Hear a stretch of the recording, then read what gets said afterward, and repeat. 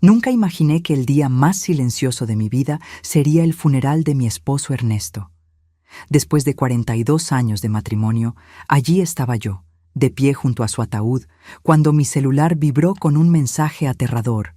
Estoy vivo. No soy yo el que está en ese ataúd. Sentí que mi mundo se derrumbaba. Pero antes de continuar, asegúrate de que ya estás suscrito al canal y escribe en los comentarios: ¿desde dónde estás viendo este video? Nos encanta saber hasta dónde llegan nuestras historias.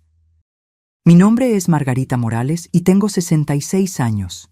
Lo que estoy a punto de contar cambió mi vida para siempre. Hay historias que te rompen en 1000 pedazos y esta es la mía. El funeral de mi esposo, Ernesto, fue el día más silencioso de mi existencia. 42 años de matrimonio reducidos a un cuerpo en un ataúd demasiado simple para el hombre maravilloso que fue. Estaba de pie junto a su tumba, mis piernas apenas sosteniéndome, cuando sentí mi celular vibrar en el bolsillo de mi único vestido negro. Con manos temblorosas, abrí el mensaje de un número desconocido. Las palabras que leí me helaron la sangre. Estoy vivo. No soy yo el que está en ese ataúd. Mi corazón se disparó.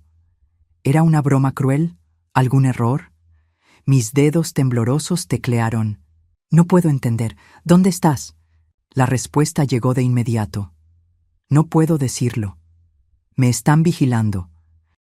No confíes en nuestros hijos. Levanté la vista de la pantalla, mi mundo colapsando como un castillo de arena. Vi a Carlos y Enrique, mis propios hijos, parados al otro lado del ataúd con expresiones extrañamente tranquilas. Algo andaba mal. Sus lágrimas parecían forzadas, sus abrazos tan fríos como el viento que soplaba en ese cementerio. Recuerdo la primera vez que Ernesto me habló. Era un martes por la mañana soleado en San Juan del Río, nuestro pequeño pueblo mexicano.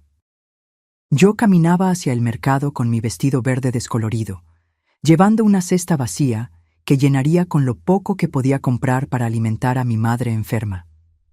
Él salió de su pequeña tienda de bicicletas, con las manos manchadas de grasa, y me sonrió con una timidez que derritió mi corazón al instante. «Buenos días, Margarita», me dijo con voz suave. «¿Necesitas que le eche un vistazo a tu bicicleta?» Yo no tenía una bicicleta, pero inventé una excusa solo para poder hablar con él. Ese simple momento se transformó en encuentros bajo la gran higuera en la plaza, luego en promesas de amor eterno, y finalmente en una boda modesta llena de esperanza. Los primeros años fueron difíciles. Vivíamos en una casa de 2 habitaciones con techo de lámina que goteaba cuando llovía. Ernesto trabajaba de sol a sol en su taller, y yo cosía ropa para las mujeres del pueblo. Cuando nació Carlos, sentí una felicidad que creí imposible. Era un bebé perfecto con los ojos grandes de su padre. 2 años después, llegó Enrique, igualmente hermoso. Los crié con todo el amor del mundo, sacrificando mis propias necesidades por las de ellos. Ernesto era un padre maravilloso. Los llevaba a pescar en el río los domingos, les enseñaba a arreglar cosas con las manos y les contaba historias antes de dormir. Éramos una familia unida, o eso creía yo. Con el paso de los años, las cosas comenzaron a cambiar. Carlos, el mayor, siempre fue ambicioso. Desde joven, cuestionaba por qué vivíamos tan modestamente, por qué no teníamos un carro como otras familias. Enrique lo seguía en todo, como siempre hacía. Cuando Carlos cumplió 18 años, Ernesto le ofreció un trabajo en el taller, pero él lo rechazó con desprecio. «No quiero ensuciarme las manos como tú, papá. Voy a ser alguien importante». Esas palabras lastimaron a Ernesto profundamente. Lo veía por las noches en el porche, mirando las estrellas con una tristeza que intentaba esconder de mí. Su hijo había rechazado no solo su trabajo, sino toda su forma de vida. Los años pasaron y Carlos logró hacerse de un nombre en el mundo de los negocios inmobiliarios en la Ciudad de México.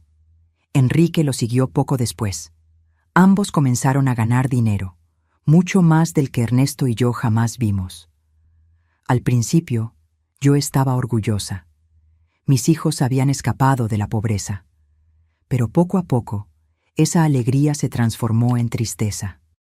Las visitas se hicieron menos frecuentes, las llamadas telefónicas más cortas. Cuando venían, llegaban en carros caros, vistiendo trajes elegantes, hablando de inversiones y propiedades. Miraban nuestra humilde casa con una extraña mezcla de lástima y vergüenza. «Mamá», me dijo Carlos durante una visita, «deberían mudarse a un lugar mejor. Esta casa se está cayendo a pedazos». Tenía razón, pero esa casa guardaba todas nuestras memorias. Fue allí donde criamos a nuestros hijos, donde compartimos miles de comidas, donde envejecimos juntos. No era lujosa, pero era nuestro hogar. Ernesto, siempre sabio, me decía: «Margarita, el dinero cambió a nuestros hijos. Ya no somos suficientes para ellos». Yo me resistía a creerlo. Seguía justificando sus ausencias, sus llamadas breves, sus promesas rotas. «Están ocupados construyendo sus vidas», me decía a mí misma. «Algún día volverán a ser los niños amorosos que criamos». Pero en mi corazón sabía que Ernesto tenía razón. Perdimos a nuestros hijos mucho antes de perder a mi esposo, solo que no sabía hasta qué punto se habían convertido en extraños para nosotros. El cambio más drástico vino cuando Carlos se casó con Jazmín Fuentes, una mujer de la ciudad que nunca ocultó su desdén por nuestro estilo de vida simple. La primera vez que la trajo a casa, llegó con tacones altos que se hundían en la tierra de nuestro porche y un elegante vestido rojo que parecía más caro que todo lo que yo había tenido. «Mucho gusto», me dijo con una sonrisa forzada, extendiendo solo las puntas de sus dedos para saludarme. Sus ojos recorrieron nuestro humilde hogar con una expresión que me hizo sentir pequeña. Durante la cena, apenas tocó la comida que yo había preparado con tanto amor. Carlos parecía nervioso, disculpándose constantemente por cosas que nunca antes lo habían avergonzado. «La próxima vez los llevaremos a un restaurante», le susurró a Jazmín, pensando que yo no podía escuchar. Pero yo escuché, y cada palabra me perforó el corazón como un cuchillo. Enrique se mantuvo soltero, pero adoptó la misma actitud distante de su hermano. Sus visitas se limitaban a ocasiones especiales, e incluso así siempre parecía apurado por irse, constantemente en el celular cerrando negocios. Los domingos en familia se convirtieron en un recuerdo distante. Las Navidades se volvieron frías y formales. Mis hijos traían regalos caros que no necesitábamos. Se quedaban por unas horas y luego se marchaban con evidente alivio. Ernesto y yo envejecimos solos, consolándonos el uno al otro. Él continuó trabajando en su taller, aunque sus manos ya no tenían la misma fuerza. Yo seguía con mis costuras, pero mis ojos ya no eran los mismos. Vivíamos con nuestra pequeña renta, orgullosos de no pedirle nada a nuestros exitosos hijos. ¿Sabes cuál es la parte más triste, Margarita?, me dijo Ernesto una noche mientras tomábamos café en el porche. No es que tengan dinero, es que el dinero los hizo creer que ya no somos importantes. Las cosas empeoraron cuando Carlos compró una casa de $200,000 en un barrio exclusivo en la Ciudad de México. Enrique siguió su ejemplo, invirtiendo en un condominio de lujo que costó $150,000. De repente, nuestros hijos poseían fortunas que no podíamos ni imaginar. «Deberían vender esta casa y mudarse a una comunidad de jubilados», sugirió Jazmín durante una visita. «Hay lugares muy agradables para gente de su edad». La palabra comunidad me golpeó como una cachetada. ¿Una comunidad de jubilados? Después de 40 años construyendo nuestro hogar, ¿querían mandarnos a un asilo? «No necesitamos un asilo», respondió Ernesto con dignidad. «Estamos bien aquí en nuestra casa». Pero vi la expresión en los rostros de Carlos y Enrique. Apoyaban la idea de Jazmín. Para ellos éramos una carga, un problema que debía resolverse de la manera más conveniente. Fue entonces cuando las sugerencias más directas comenzaron. Carlos llegó un día con papeles en la mano, documentos que había preparado sin consultarnos. «Papá, mamá», dijo con esa sonrisa falsa que había perfeccionado. «He estado pensando en su futuro. Esta casa vale a lo sumo $1,000. Si la venden, puedo agregar algo de dinero para que se muden a un lugar mejor. Para nosotros, no había un lugar mejor que el hogar donde fuimos felices por décadas. Pero Carlos no lo entendía. Para él, todo se reducía a valores monetarios. Además, continuó, creo que papá debería jubilarse del taller. Ya tiene 70 años. Es hora de descansar. Ernesto lo miró con infinita tristeza. Hijo, trabajar no es una carga para mí. Es lo que me mantiene vivo, lo que le da sentido a mis días. Pero podrías lastimarte, insistió Enrique. A tu edad, un accidente sería muy peligroso. Sus palabras sonaban cariñosas, pero yo sentía algo más detrás de ellas, una impaciencia, una urgencia que no podía entender del todo. Los meses siguientes fueron tensos. Mis hijos aumentaron la presión para que vendiéramos la casa. Trajeron a agentes de bienes raíces sin avisarnos. Valuaron la propiedad sin nuestro permiso. Durante una cena particularmente incómoda, Carlos nos dijo: Jazmín y yo hemos decidido tener hijos pronto. Vamos a necesitar ayuda con los gastos. Si ustedes venden la casa y se mudan a un lugar más pequeño, ese dinero podría ser una herencia adelantada. ¿Una herencia adelantada? Estaba pidiendo nuestra herencia mientras aún estábamos vivos. La audacia de la petición me dejó sin palabras. Ernesto se mantuvo tranquilo, pero vi su mandíbula tensarse. Hijo, cuando tu madre y yo muramos, todo lo que tenemos será de ustedes, pero mientras estemos vivos, nuestras decisiones son nuestras. No seas terco, interrumpió Enrique con una aspereza que nunca le había visto antes. Ya están viejos, no pueden seguir viviendo en el pasado. Esa noche, después de que se marcharon, Ernesto y yo hablamos hasta el amanecer. Por primera vez en nuestro matrimonio, discutimos la posibilidad de que nuestros hijos no fueran las personas que creíamos haber criado. Algo anda mal, Margarita, dijo mi esposo con una preocupación que nunca había visto en sus ojos. Esto no es solo ambición o impaciencia. Hay algo más oscuro detrás de toda esta presión. No tenía idea de cuán profundamente correctas eran sus palabras. La última conversación normal que tuve con Carlos fue 3 semanas antes de la muerte de Ernesto. Vino solo, sin Jazmín, y parecía más serio de lo normal. «Mamá», me dijo, sentado a la mesa de la cocina donde tantas veces había desayunado de niño, «quiero que sepas que, pase lo que pase, Enrique y yo siempre cuidaremos de ti». Sus palabras me tranquilizaron en ese momento, pero ahora, recordándolas al lado de la tumba de Ernesto, me daban escalofríos. ¿Por qué dijo, pase lo que pase? ¿Qué sabía él que yo no sabía? El accidente que lo cambió todo sucedió un martes por la mañana. Ernesto había salido temprano para el taller, como lo hacía todos los días desde hacía más de 40 años. Yo estaba en la cocina, preparando su almuerzo favorito, cuando el teléfono sonó con una urgencia que me causó escalofríos. «¿Señora Morales?», preguntó una voz desconocida. «Le llamo del Hospital Memorial. Su esposo sufrió un accidente grave». «Tiene que venir de inmediato». Las palabras se mezclaron en mi mente. El mundo se detuvo. Mis piernas se sintieron como gelatina y tuve que agarrarme del marco de la puerta para no caerme. Mi vecina, Dolores, me llevó al hospital porque yo temblaba tanto que apenas podía sostener las llaves. Durante el camino, mi mente se negaba a procesar lo que estaba sucediendo. Ernesto era cuidadoso, meticuloso en su trabajo. ¿Cómo pudo haber pasado esto? Cuando llegamos, Carlos y Enrique ya estaban allí. Eso me sorprendió, porque nadie les había notificado aún, al menos no yo. Pero en mi desesperación no presté atención a ese detalle. «Mamá», dijo Carlos abrazándome, «papá está mal. Los médicos dicen que una de las máquinas del taller explotó. Tiene quemaduras graves y una lesión cerebral traumática». Los ojos de Enrique estaban rojos, pero algo en su expresión parecía extraño.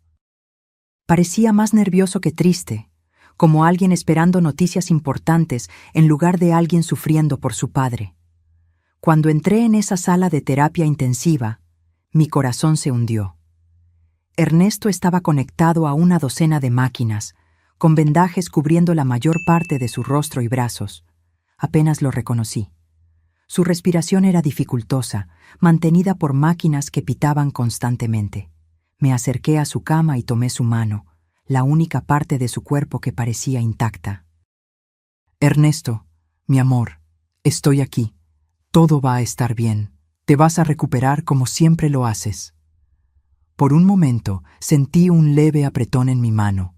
Sus ojos se movieron detrás de los párpados cerrados. Estaba luchando. Mi guerrero estaba luchando para regresar a mí.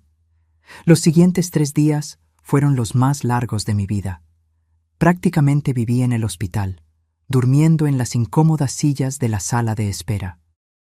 Carlos y Enrique se turnaban para acompañarme, pero siempre parecían más interesados en hablar con los médicos que en consolar a su padre. Escuché conversaciones fragmentadas que no entendí del todo en ese momento. Enrique preguntando sobre el seguro de salud, sobre el costo del tratamiento. Carlos en el teléfono hablando sobre pólizas de seguro de vida y beneficiarios. «Mamá», me dijo Carlos en el segundo día, «revisamos el seguro de papá. Tiene una póliza de $50,000. También hay una póliza de accidentes de trabajo que puede cubrir hasta $75,000 más». ¿Por qué hablaba de dinero cuando Ernesto aún luchaba por su vida? ¿Por qué se preocupaba por el seguro en lugar de la recuperación de su padre? «No me importa el dinero», respondí bruscamente. «Solo quiero que tu padre se recupere». «Claro, mamá», dijo, pero vi algo en sus ojos que no me gustó. Una frialdad, como si estuviera calculando mientras su padre moría. En el tercer día, los médicos nos dieron la noticia más devastadora de mi vida. El doctor Pérez nos reunió en una pequeña oficina. «Señora Morales, la condición de su esposo es crítica. Las quemaduras se han infectado y el traumatismo craneal es más grave de lo que pensábamos inicialmente. Necesitamos ser realistas sobre sus posibilidades». «¿Qué significa eso?», pregunté, aunque mi corazón ya sabía la respuesta. «Significa que necesitamos prepararnos para lo peor. Su esposo está en un coma inducido. Podríamos mantenerlo vivo indefinidamente, pero la calidad de vida es altamente improbable que recupere la conciencia». Mi mundo se derrumbó. 42 años de matrimonio, una vida entera construida juntos. Y ahora me decían que todo se estaba desvaneciendo como humo. «Queremos intentarlo todo», dije entre sollozos. «No importa el costo, no importa cuánto tiempo tome». Pero Carlos intercambió una mirada con Enrique que me dejó profundamente perturbada. «Mamá», dijo Carlos con una voz que intentaba sonar comprensiva, «tenemos que ser prácticos. Papá no querría vivir así. Siempre dijo que nunca quiso ser una carga para nadie». «¿Una carga?», exploté con una furia que no sabía que tenía. «Él es su padre, no es una carga. Es el hombre que los crió, que trabajó toda su vida para darles lo mejor que pudo». «Lo sabemos, mamá», intervino Enrique, «pero también tenemos que pensar en ti. Las cuentas médicas serán enormes. Pueden acabar con todos tus ahorros». De nuevo, dinero, siempre dinero. Mi esposo se estaba muriendo y ellos calculaban costos. Esa noche, sola en la habitación del hospital, tomé la mano de Ernesto y le hablé como si pudiera oírme. «Mi amor, no sé qué hacer. Los médicos dicen que no hay esperanza, pero no puedo dejarte ir. No puedo imaginar mi vida sin ti». Fue entonces cuando algo sucedió que aún me da escalofríos. Sus dedos se movieron levemente, apretando los míos con una fuerza casi imperceptible. Sus labios se movieron como si intentara decir algo, pero ningún sonido salió. Llamé a las enfermeras, desesperada. «Está reaccionando, está tratando de hablar». Pero cuando llegaron, Ernesto había vuelto a su estado anterior. La enfermera verificó los monitores y sacudió la cabeza. «A veces hay espasmos musculares involuntarios, señora. No significa que esté consciente». Pero yo sabía lo que había sentido. Ernesto había intentado comunicarse conmigo. Había luchado para decirme algo importante. 2 días después, en las primeras horas de la mañana, Las alarmas de la máquina sonaron. Las luces parpadearon. Las enfermeras corrieron a la habitación de Ernesto. Yo estaba dormitando en el pasillo cuando el ruido me despertó. «¡No, no, no!», grité, corriendo hacia la habitación.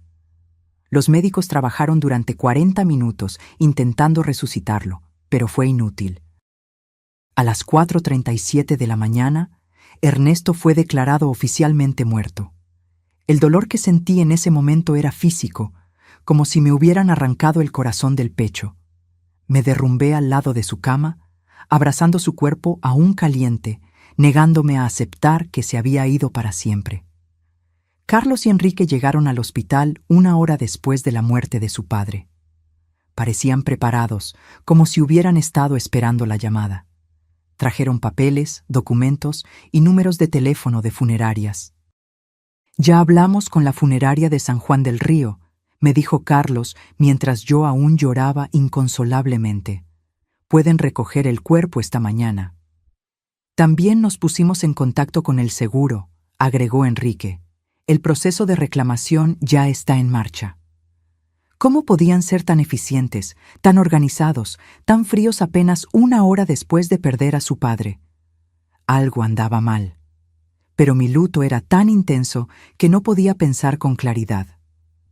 El funeral se programó para el lunes siguiente. Carlos se encargó de todos los arreglos sin realmente consultarme. Eligió el ataúd más simple, el servicio más corto, como si quisiera terminar con todo lo más rápido posible. «Es lo que papá hubiera querido», dijo cuando me quejé de no haber sido incluida en las decisiones. Algo simple, sin alardes. Pero Ernesto merecía algo mejor que esa prisa indecente por enterrarlo y olvidarlo. El día del funeral llegó, nublado y frío, como si el propio cielo estuviera llorando por Ernesto. Me puse mi único vestido negro, el mismo que usé en el funeral de mi madre años atrás. Mis manos temblaban tanto que Dolores tuvo que ayudarme a abotonar los pequeños botones en la espalda. «Sé fuerte, Margarita», mi querida amiga susurró mientras peinaba cuidadosamente mi cabello. «A Ernesto le gustaría verte fuerte». Pero no me sentía fuerte. Me sentía vacía, como una concha sin alma. 42 años de matrimonio no se pueden enterrar tan fácilmente. Cada objeto en la casa me recordaba a él. Su taza de café en la mesa, sus herramientas en el porche, su almohada que aún conservaba su olor. Cuando llegamos al cementerio, me sorprendió lo poca gente que asistió.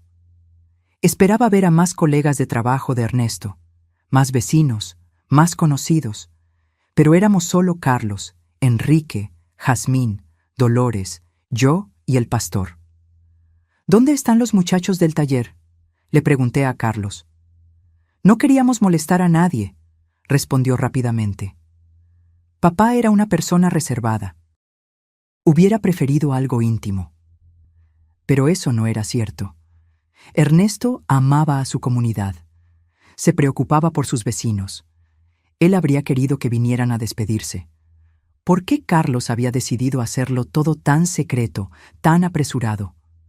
Durante el servicio, observé a mis hijos con un extraño desapego emocional. Carlos mantenía una expresión solemne apropiada para la ocasión, pero sus ojos constantemente se desviaban al reloj.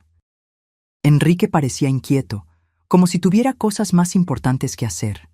Jazmín discretamente revisaba su celular detrás de su velo negro.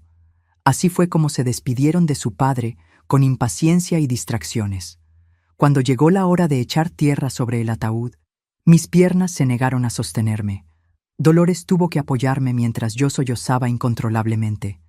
El sonido de la tierra golpeando la madera fue final, concluyente, sin esperanza. Fue en ese preciso momento, parada al lado de la tumba, que mi celular vibró. Un mensaje de texto de un número desconocido. «Estoy vivo. No soy yo el que está en ese ataúd». Mi corazón se detuvo. Las letras danzaban frente a mí como si estuviera alucinando. ¿Me estaba volviendo loca de luto? Con manos temblorosas, respondí. «¿Quién eres?». La respuesta llegó de inmediato. «No puedo decirlo. Me están vigilando. no confíes en nuestros hijos. El celular se cayó de mis manos como si estuviera quemando. Dolores se agachó para recogerlo, pero la detuve abruptamente. No podía dejar que nadie más viera esos mensajes. No hasta que entendiera lo que estaba pasando. ¿Estás bien, mamá?, preguntó Carlos, acercándose con una expresión preocupada. Lo miré, tratando de encontrar alguna pista en su rostro. Sus ojos parecían sinceros, pero ahora cada gesto, cada palabra, cada expresión parecía sospechosa. Estoy bien, mentí, guardando el celular en mi bolso. Solo necesito ir a casa. En el camino de regreso, no podía quitarme esos mensajes de la cabeza. ¿Era posible que alguien estuviera haciendo una broma cruel en el peor momento de mi vida? ¿O había realmente la posibilidad de que Ernesto estuviera vivo? Pero si estaba vivo, ¿a quién habíamos enterrado? Esa noche, sola en mi casa que ahora parecía una tumba, revisé cada detalle de los últimos días. El accidente de Ernesto había sido extraño desde el principio. Según Carlos, una máquina había explotado en el taller, pero Ernesto conocía cada tornillo de ese lugar. Era meticuloso con el mantenimiento, obsesivo con la seguridad. Además, ¿cómo llegaron mis hijos al hospital tan rápidamente si nadie les había notificado? El hospital me llamó a mí primero. Yo era el contacto de emergencia. ¿Cómo se enteraron del accidente antes que yo? Y luego estaba el dinero.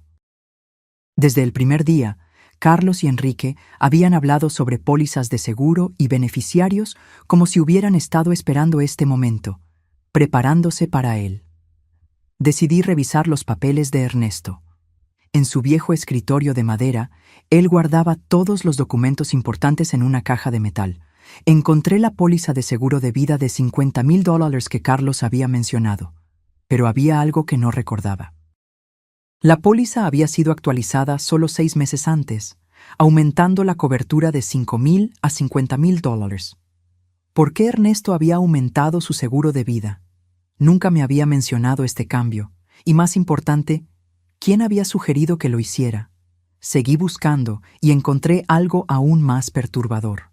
Una póliza de seguro de accidentes de trabajo que yo no conocía, comprada solo 2 meses antes de su muerte. $75,000 en caso de muerte accidental en el trabajo.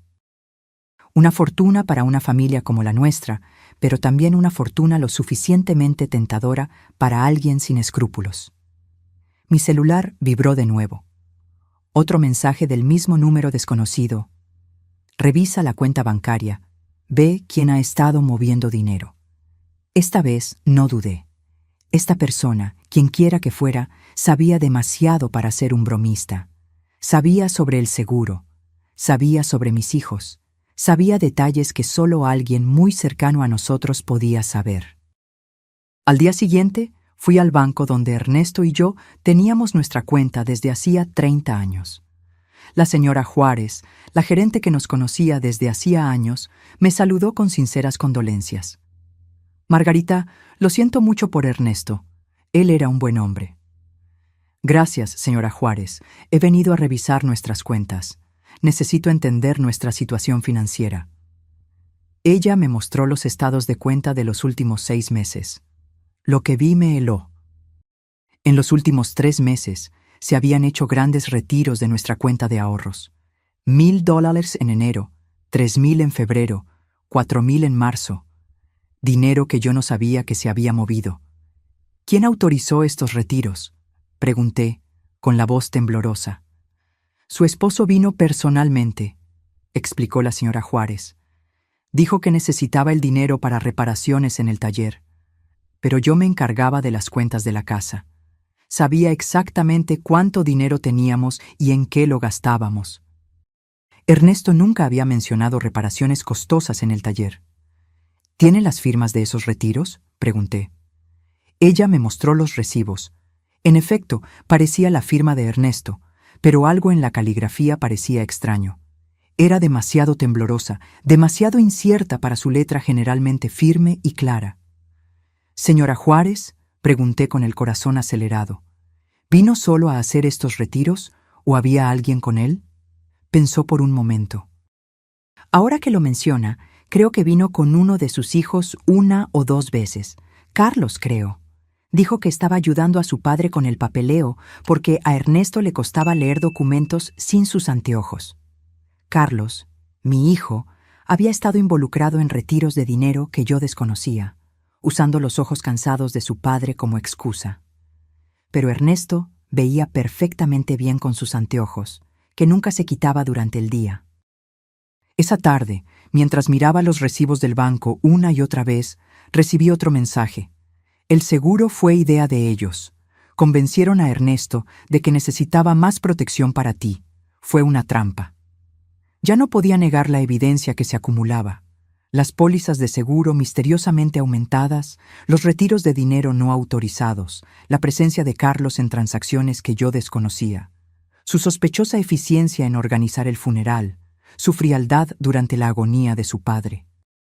Pero la pregunta que me aterrorizaba era si realmente habían planeado la muerte de Ernesto, cómo lo hicieron y quién me estaba enviando estos mensajes. Los días siguientes se convirtieron en una pesadilla de duda y sospecha. Cada sonrisa de Carlos, cada abrazo de Enrique, cada palabra de condolencia parecía una máscara que escondía algo siniestro, pero necesitaba más pruebas antes de aceptar una verdad tan horrible.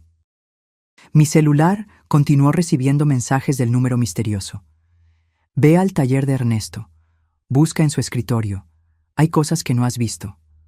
Decidí ir al taller por primera vez desde el accidente. Carlos había dicho que una máquina había explotado, pero cuando llegué allí encontré algo completamente diferente de lo que esperaba. El taller estaba extrañamente limpio, demasiado limpio para haber sido el escenario de una explosión. No había marcas de quemaduras en las paredes, ni escombros, ni señales de la destrucción que un accidente tan grave debería haber causado. ¿Dónde está la máquina que explotó?, pregunté en voz alta, examinando el lugar. Cada máquina estaba en su lugar, funcionando perfectamente. La soldadora, el compresor, la sierra eléctrica, todos intactos. Entonces, ¿cuál había sido la causa del accidente? En el escritorio de Ernesto encontré algo que me dio escalofríos. Una nota escrita con su letra fechada 3 días antes de su muerte. Carlos insiste en que necesito más seguro. Dice que es para Margarita, pero algo no me parece bien. No confío en sus intenciones. Debajo de esa nota había otra. Enrique me trajo papeles para firmar. Dice que es para modernizar el taller, pero no entiendo de qué se trata. ¿Por qué tanta prisa? Mi esposo había sospechado. Había intuido las malas intenciones de nuestros hijos, pero murió antes de que pudiera decírmelo.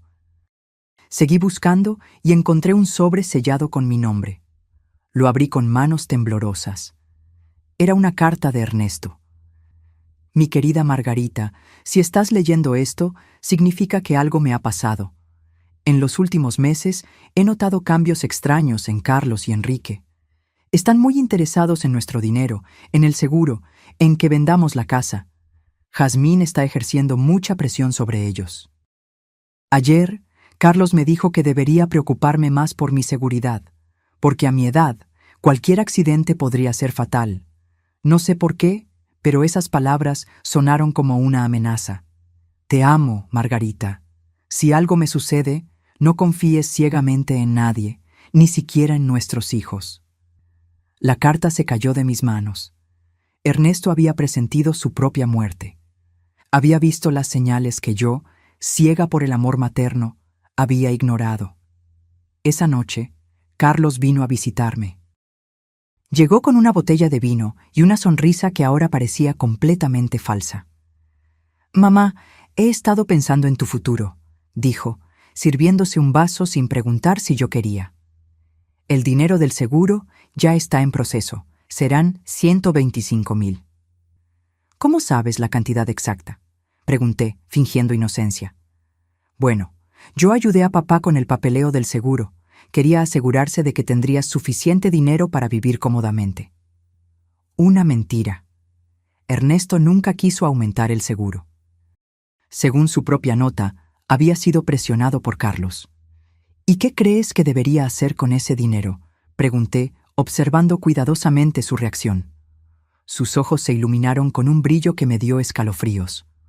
Podrías comprar una casa más pequeña y acogedora, o mejor aún, mudarte a una comunidad de jubilados agradable, donde tendrías compañía y cuidados médicos.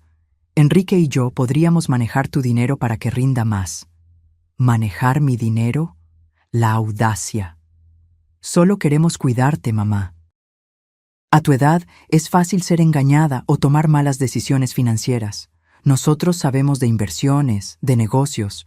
Podríamos triplicar esa cantidad en unos años. Déjame pensarlo, dije, tratando de ganar tiempo. Claro, respondió con su falsa dulzura. Pero no tardes mucho, por tu propio bien. Después de que se fue, me senté en la cocina, temblando de rabia y miedo.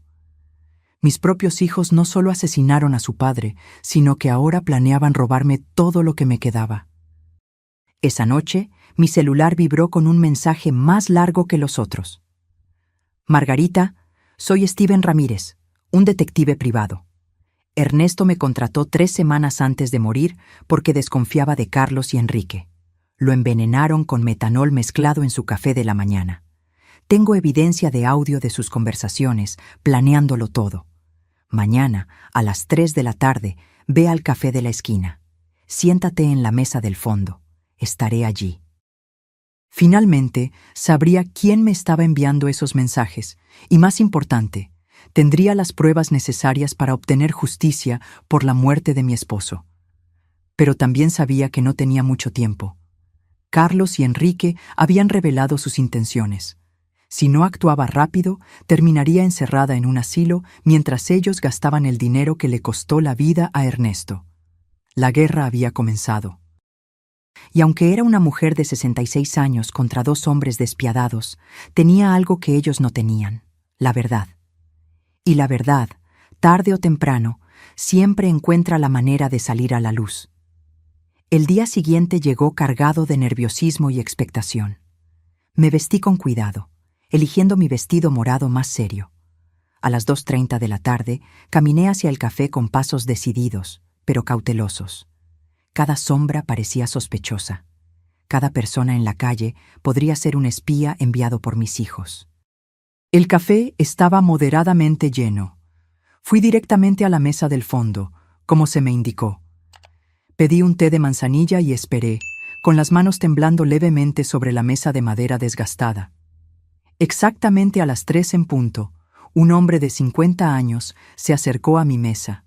Era alto, de cabello canoso, con ojos inteligentes y una expresión seria, pero amable.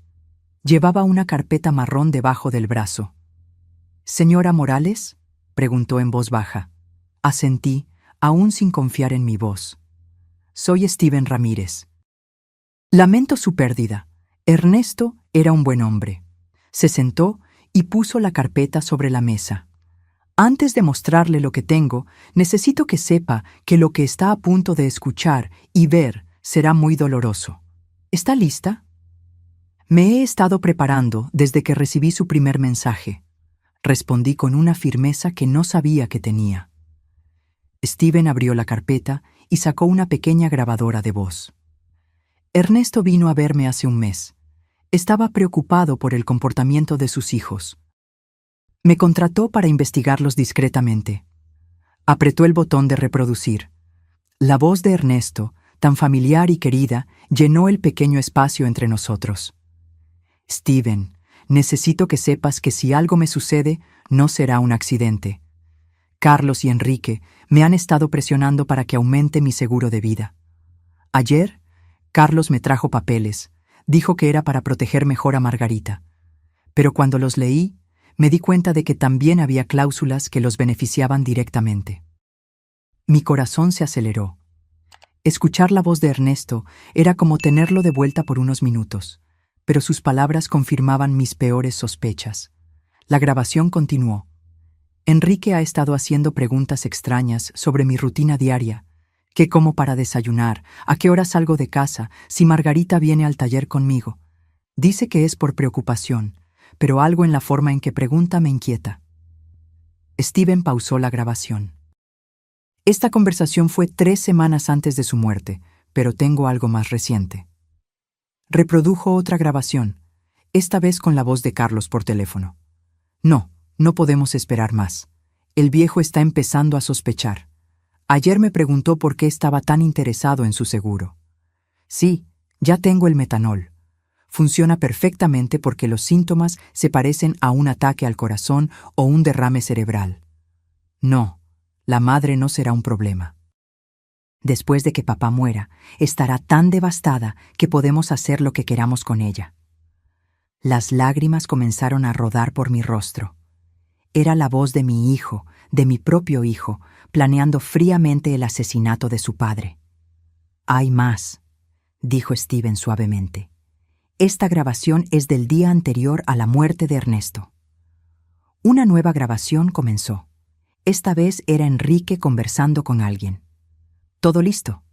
Mañana Carlos le pondrá el metanol al café de papá. Le dijimos que era un suplemento de vitamina especial que un médico recomendó. El idiota se lo beberá sin sospechar nada.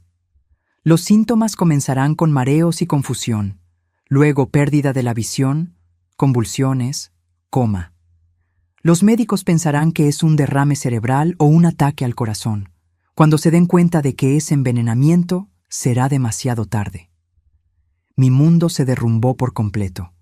No solo planearon el asesinato de Ernesto, sino que lo ejecutaron con una frialdad que me aterraba. ¿Cómo era posible que mis hijos, los bebés que amamanté, los niños que consolé en sus pesadillas, fueran capaces de algo tan monstruoso? ¿Cómo consiguió estas grabaciones?, pregunté entre sollozos. Ernesto me pidió que pusiera dispositivos de escucha en su casa, explicó Steven. Tenía miedo, pero no sabía exactamente de qué. Sacó una serie de fotografías de la carpeta. También tengo esto. Carlos comprando metanol en una ferretería a 30 minutos del pueblo. Pagó en efectivo y usó un nombre falso, pero tengo esto en video. Las fotografías mostraban claramente a Carlos saliendo de una tienda con una pequeña botella en las manos. La fecha en las fotos era 5 días antes de la muerte de Ernesto. Y esto, continuó Steven, mostrándome más documentos. Estos son los registros financieros de Carlos y Enrique de los últimos 6 meses. Han estado gastando mucho más dinero de lo que sus ingresos justifican. Carlos le debe $70,000 a un prestamista en la ciudad. Enrique tiene deudas de juego de $40,000. Todo comenzó a tener sentido. No fue solo la codicia lo que motivó el asesinato de Ernesto. Fue la desesperación financiera. Mis hijos estaban arruinados y vieron a su padre como una fuente de dinero fácil y rápido. ¿Por qué no fue a la policía inmediatamente después de la muerte de Ernesto?, pregunté. Porque Carlos y Enrique son muy astutos. Sobornaron al médico que atendió a Ernesto en el hospital para que cambiara el diagnóstico oficial. En lugar de envenenamiento, el certificado de defunción dice insuficiencia cardíaca debido a complicaciones de un accidente de trabajo. Sin esa evidencia médica, mis grabaciones podrían no haber sido suficientes para una condena. Pero ahora tenemos todas las evidencias juntas, dije, sintiendo una mezcla de dolor y determinación. Exacto. Y hay una cosa más que necesitas saber. Mi sangre se heló. ¿Qué? Sus hijos también planeaban matarla a usted.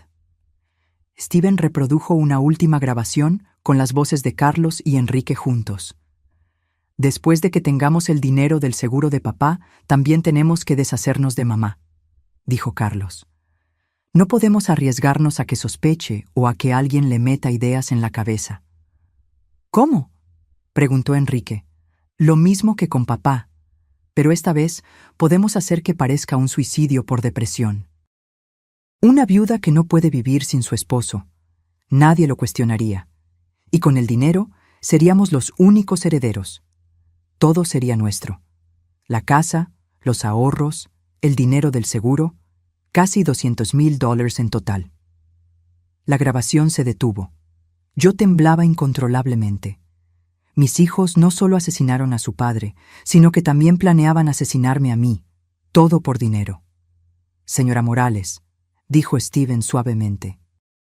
Sé que esto es devastador, Pero tenemos suficiente evidencia para hacer que paguen por lo que hicieron. ¿Qué hacemos ahora?, pregunté, secando mis lágrimas. Primero, necesitamos ir a la policía con todas estas evidencias. El sargento Moreno es un hombre honesto. No está involucrado en la corrupción. Segundo, tenemos que actuar rápido. Sus hijos están planeando que la declaren mentalmente incompetente mañana. ¿Cómo sabe eso? Intercepté una llamada telefónica esta mañana. Se están reuniendo con el juez Gómez a las 10 de la mañana para iniciar el proceso de incapacitación mental. Me levanté con una determinación que no había sentido en semanas. Entonces tenemos que actuar esta noche.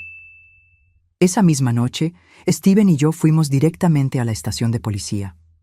El sargento Moreno estaba en el turno de noche, lo cual era perfecto para nuestros propósitos. Cuando llegamos, le presenté todas las pruebas, las grabaciones de audio, las fotografías de Carlos comprando metanol, los documentos bancarios que mostraban los retiros no autorizados, los resultados médicos de Ernesto que probaban su perfecta salud, y finalmente, las conversaciones grabadas donde mis hijos confesaron tanto el asesinato de su padre como los planes para matarme. El sargento escuchó cada grabación con una expresión cada vez más seria. «Esto es monstruoso», murmuró cuando terminamos. «¿Estás segura de que quieres seguir adelante con esto? Una vez que arrestemos a sus hijos, no hay vuelta atrás». «Sargento», respondí con toda la dignidad que pude reunir. «Estos hombres asesinaron a mi esposo a sangre fría por dinero. Estaban planeando asesinarme también. Ya no son mis hijos. Son criminales que deben pagar por sus crímenes». 3 meses después, el juicio comenzó. La corte estaba abarrotada. Reporteros de varios periódicos regionales vinieron a cubrir lo que ya era conocido como el caso de los hijos asesinos. Las evidencias eran irrefutables. Las grabaciones no mentían. Los documentos bancarios no mentían. La evidencia forense del metanol en el cuerpo exhumado de Ernesto no mentía. Cuando fue mi turno de testificar, caminé hacia el estrado con las piernas temblorosas, pero la mente clara. «Señora Morales», me preguntó el fiscal, ¿puede decirnos cómo era su relación con sus hijos antes del asesinato de su esposo? Yo pensaba que tenía una buena relación con ellos, respondí, mirando directamente a Carlos y Enrique. Los crié con amor, sacrifiqué todo por su bienestar. Su padre trabajó de sol a sol para darles lo mejor que podíamos. Nunca imaginé que el amor y el sacrificio se convertirían en la razón de su asesinato. El jurado deliberó por solo 6 horas. Cuando regresaron, el silencio en la sala era absoluto. Pude escuchar los latidos de mi propio corazón mientras el juez leía el veredicto. En el caso del Estado contra Carlos Morales y Enrique Morales por el cargo de asesinato en primer grado de Ernesto Morales, encontramos a los acusados culpables. Carlos se desplomó en su silla. Enrique permaneció rígido, mirando al frente sin expresión. En el cargo de conspiración para cometer asesinato contra Margarita Morales, encontramos a los acusados culpables. El juez procedió de inmediato a la sentencia. Carlos Morales y Enrique Morales, por el asesinato premeditado de su padre y la conspiración para asesinar a su madre, los sentenció a cadena perpetua sin posibilidad de libertad condicional por 30 años. Cuando escuché esas palabras, sentí un peso gigantesco salir de mis hombros. Justicia. Finalmente, había justicia para Ernesto.